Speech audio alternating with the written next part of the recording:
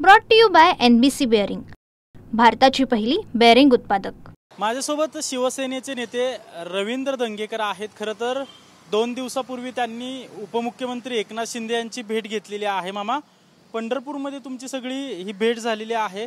भेटीदरम्यान नेमकी काय चर्चा झाली, पुण्यातला काय रिपोर्ट तुम्ही दिला त्यांना? कार्तिक एकादशीची वारी आमच्या घरात परंपरेने चालते। साहेब त्या ठिकाणी आले होते, मग त्या ठिकाणी मी परिवार आमच्या दर्शनाला गेला होता। साहेब त्या ठिकाणी कार्यक्रमानिमित्त आले होते आणि त्यांची हास्य पूजा होती आणि त्या निमित्ताने आम्ही भेटलो। पण त्याच्यामध्ये राजकीय कुठल्या गप्पा चर्चा नाही, कारण त्यांच्याकडे त्यांचे कार्यक्रम होते।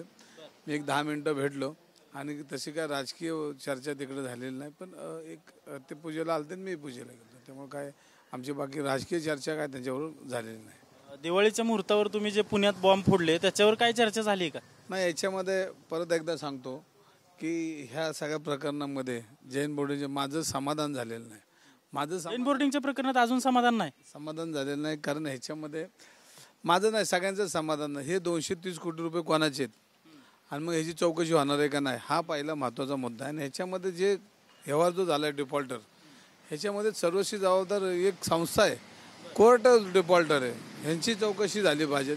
आणि त्याच्यामध्ये बुलढाणा बँक आहे, बुलढाणा बँक काय योगायोगाने आली, बुलढाणा बँकेमध्ये बी ब्लॅकचे पैसे कोणाचे आहेत ह्याची चौकशी झाली पाहिजे।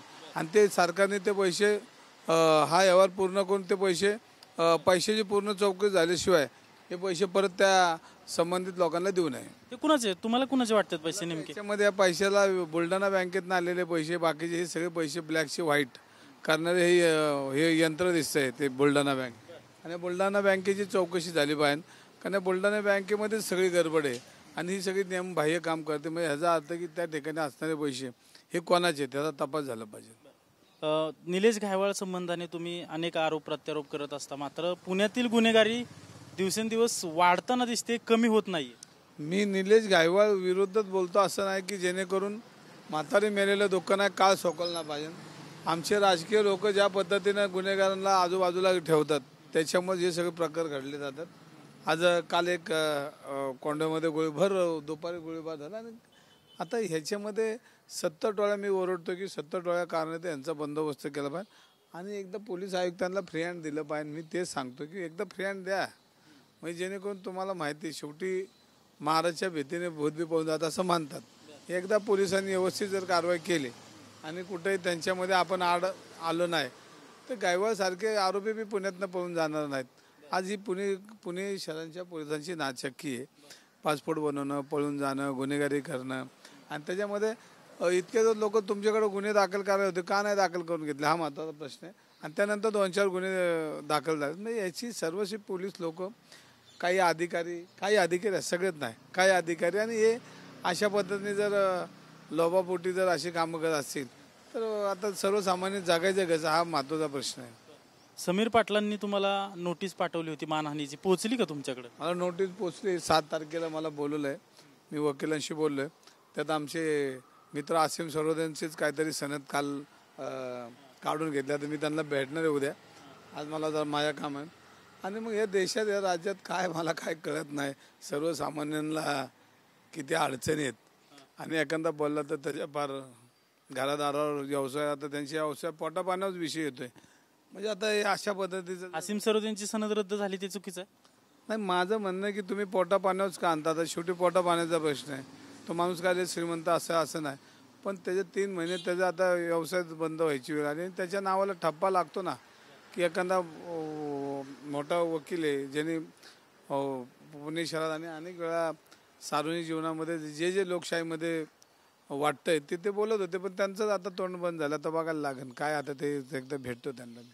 आसिम सरोदेंना भेटायला जाणार आहे आज? उद्या आसिम सरोदेंकडे तुमचं ते सगळं प्रकरण होतं का? माझं सगळं प्रकरण त्यांनी मला म्हणलं होतं की मी भाऊ करतो, म्हणलं बरोबर। आता ते सगळं प्रकरण घेऊन नंतर मला त्यांच्याशी बोलून परवा दुसरीकडे कुठं जावं लागेल, त्यांच्या सल्ल्याने आता बघतो काय करायचं। एकनाथ शिंदेची जी भेट घेतली त्यामध्ये आगामी निवडणुकासंदर्भात काहीच चर्चा झाली नाही तुमची? नाही, आगामी निवडणुकीमध्ये शिंदे साहेबांची माझी चर्चा अजून झालेली नाही, पण ह्या 2-3 दिवसात मी त्यांना भेटणार आहे।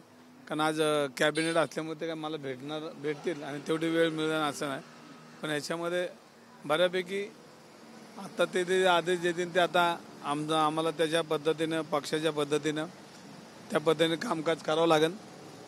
येणारा काळ महानगरपालिकेच्या दृष्टीने महत्त्वाचा काळ आहे, कारण वाढतं पुणे, पायाभूत सुविधेवर जो पडलेला ताण, वाढणारी गुन्हेगारी, ह्या सगळ्याचा बंदोबस्त करायचा म्हणलं तर त्यांना पुणे शहराचा एक विकास आराखडा म्हणजे एक विकास आराखडा नाही म्हणता येईल त्याला सगळंच.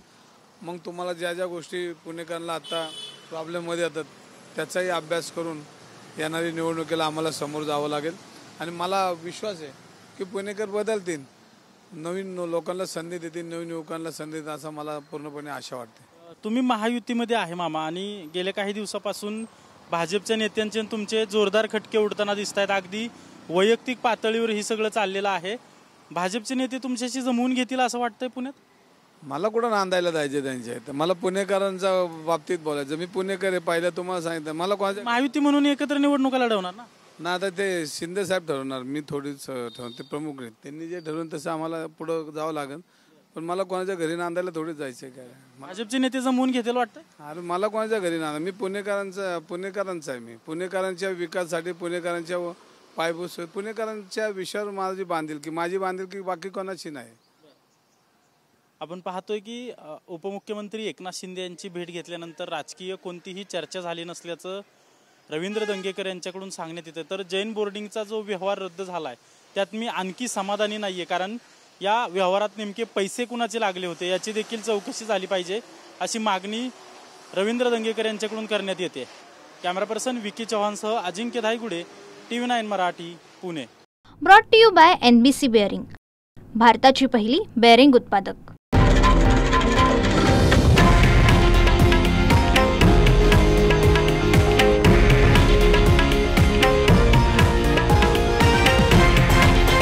हे आहे देशातील नंबर 1 न्यूज नेटवर्क आणि आपण पाहत आहात TV9 मराठी, एकमेव.